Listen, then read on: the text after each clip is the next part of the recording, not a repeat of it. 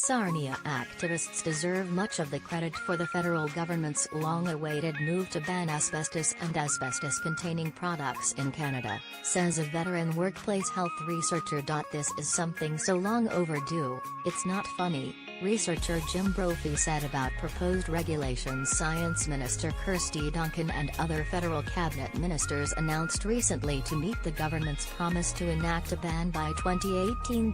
It's a very important public health measure, said Brophy, who worked at the Occupational Health Clinic for Ontario workers during 17 years he spent in Sarnia. The evidence was long known about the danger that asbestos posed for workers. Among the diseases known to be caused by exposure to asbestos fibers is mesothelioma, a rare form of cancer. In Sarnia Lambton, where asbestos was used widely in industry, the incidence of mesothelioma in men was approximately 5 times the Ontario average from 2000 to 2009, according to the Ontario Cancer Registry. Among women in the community, mesothelioma occurred approximately 3 times the Ontario average.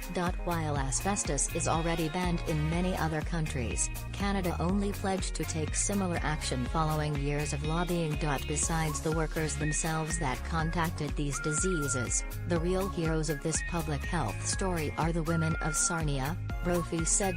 They were the ones who never relinquished their demand for asbestos to be banned, for compensation to be given and for the workplace to be cleaned up. They include victims of Chemical Valley, a group of widows and other relatives of victims who have pushed for services and a ban. They were the ones who lit this issue up, and they kept it going, Brophy said.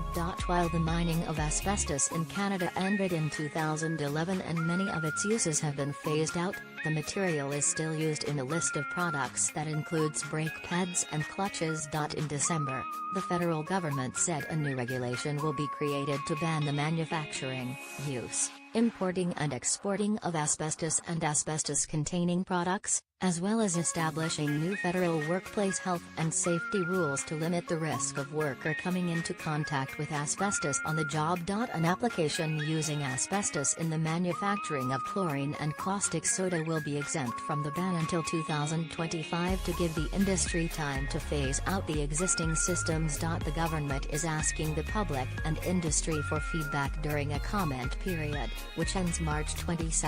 I think the community of Sarnia has played a very significant role in this development, Brophy said about the federal government's recent actions. Efforts to call attention to the toll asbestos was taking on the community led to national media coverage of impact of asbestos-released disease. I think 50 years from now, public health and other historians will be looking at what happened in Sarnia, Brophy said.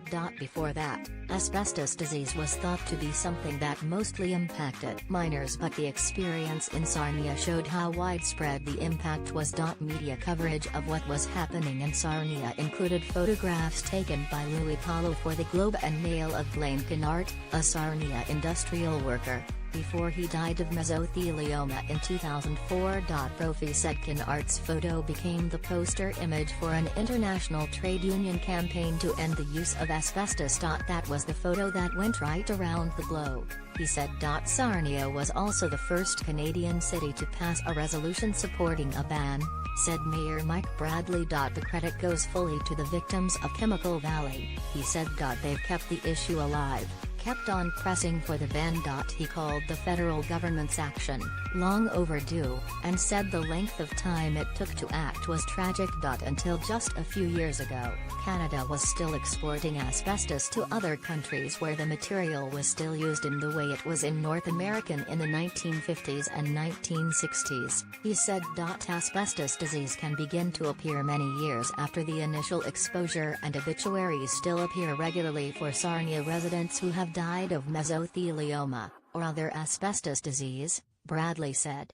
We've set up other countries now, generationally, for the same type of horror we experienced here, he said. While many buildings in Canada still contain asbestos, it's believed the health risks are low if the products, such as insulation, remain undisturbed. At the time it was put into use, it was seen as this incredible building material that